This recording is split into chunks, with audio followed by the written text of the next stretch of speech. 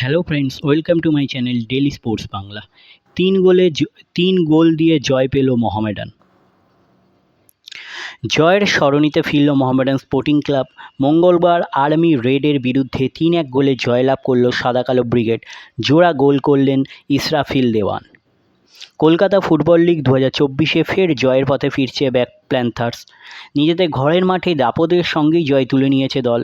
গত ম্যাচে কালীঘাট এমএসের বিরুদ্ধে পরাজিত হয়ে প্রবল সমালোচনার মুখে পড়েছিল মোহামেডান স্পোর্টিং ক্লাব।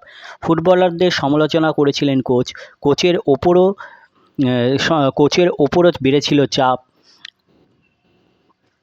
কোচের সঙ্গে বৈঠক করে বসেছিলেন কর্তারা, তবে বিতর্ক এগোলো না বেশি দূর। তার আগেই এলো বড় ব্যবধানে জয়, সেই সঙ্গে পুরো পয়েন্ট। আর্মি রেডের বিরুদ্ধে বিরতির আগে 2-0 গোলে এগিয়ে গিয়েছিল মোহামেডান। 2টি গোলই করেছেন ইসরাফিল দেওয়ান। বিরতির পর মোহামেডান স্পোর্টিং ক্লাবের তৃতীয় গোল। দলে তরফে 3 নম্বর গোলটি করেন অ্যাডিশন সিং। 3 গোলে পিছিয়ে পড়ার পর একটি গোল শোধ করে আর্মি রেড। পেনাল্টি থেকে গোল করে দলের হয়ে সান্ত্বনাসূচক গোল করেন প্রদীপ কুমার।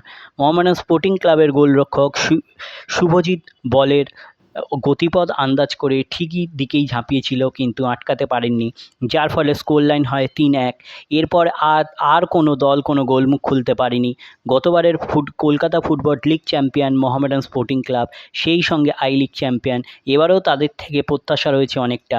কালীঘাটের বিরুদ্ধে চাপে পড়লেও এদিনে 3 গোল পুরো পয়েন্টে স্বস্তি এনে দেবে দলকে। তাহলে এই হলো আজকে আমার ভিডিও। তাহলে আবার বলছি, আমার চ্যানেলটি যদি আপনাদের ভালো লেগে থাকে অবশ্যই চ্যানেলটিকে সাবস্ক্রাইব করে নিয়ে পাশে রাখা বেল আইকনটিকে ক্লিক করবেন, যাতে সবার প্রথমে আপনারা আমার ভিডিও দেখতে পান।